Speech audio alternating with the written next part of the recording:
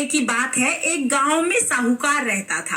साहूकार के 7 बेटे और 1 बेटी थी और वो अपने 7 भाइयों की बहुत लाडली बहन थी। जब तक बहन खाना नहीं खाती तब तक भाई भी खाना नहीं खाते थे। रोजाना भाई बहन के साथ ही खाना खाते थे। आया करवा चौथ का व्रत, साहूकार की बेटी ने करवा चौथ का व्रत कर लिया। दोपहर को भाई खेतों से आए और बोले चलो बहन खाना खाते हैं। बहन बोली भाई आप खाना खा लो, मेरा आज करवा चौथ का व्रत है, मैं खाना नहीं खाऊंगी। तो भाई बोले कि बहन तुम खाना कब खाओगी?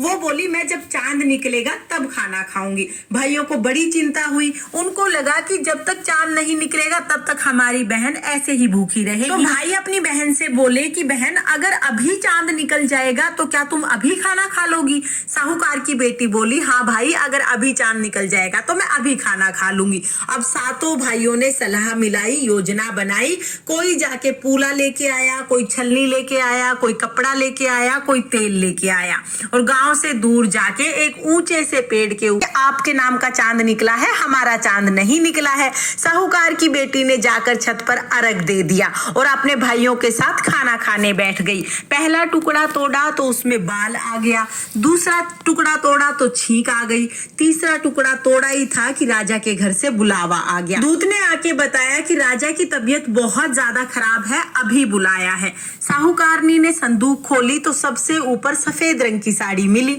अब सफेद रंग की साड़ी ही बेटी को पहना दी और चलते टाइम साहूकारनी ने अपनी बेटी को एक सोने का टका देके कहा बेटी रास्ते में सबके पैर छूते हुए जाना, जो भी तुम्हें सदा सुहागन रहने का आशीर्वाद दे दे ये सोने का टका उसी को दे देना।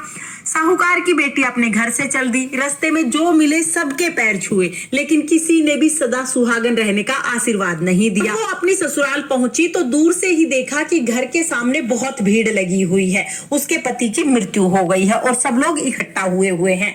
वो जब घर के बाहर पहुंची तो वहां पर एक लड़की खड़ी हुई थी। छोटी सी लड़की के पैर छुए, पैर छूते ही वो लड़की बोली सदा सुहागन रहो। ये सुनते ही साहूकार की बेटी ने सोने का टका उस लड़की के हाथ में दिया और उसके पैर पकड़ लिए।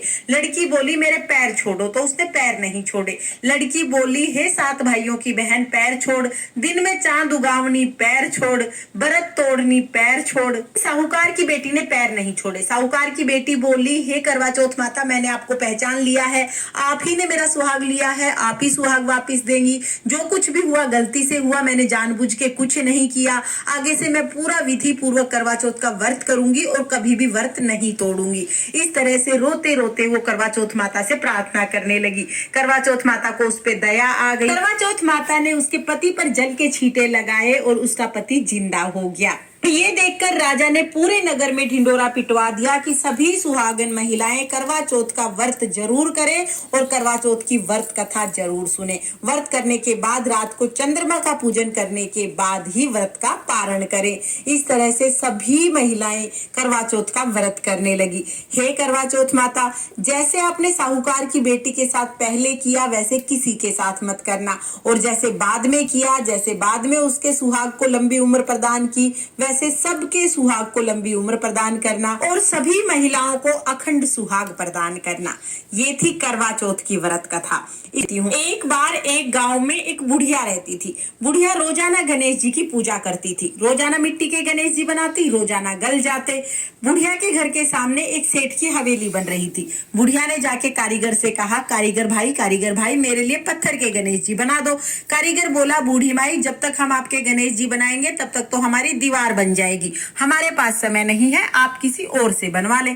बुढ़िया को बहुत बुरा लगा। बुढ़िया ने मन में सोचा सोने के गणेश जी बनवा के दिए। हे गणेश जी महाराज, जैसे आपने सेठ जी की दीवार सीधी की वैसे ही सबके सब काम सीधे करना, और जैसे आपने बुढ़िया की मनोकामना पूरी की वैसे ही सबकी सब मनोकामनाएं पूर्ण करना। ये थी गणेश जी की कथा। इस तरह से हमारी करवा चौथ व्रत की कथा पूर्ण होती है। कथा सुनने के बाद जो हमने हाथ में गेहूं के दाने लिए हैं उसमें से कुछ दाने हम करवा चौथ माता को समर्पित कर देंगे और कुछ दाने जल के लोटे में डाल देंगे।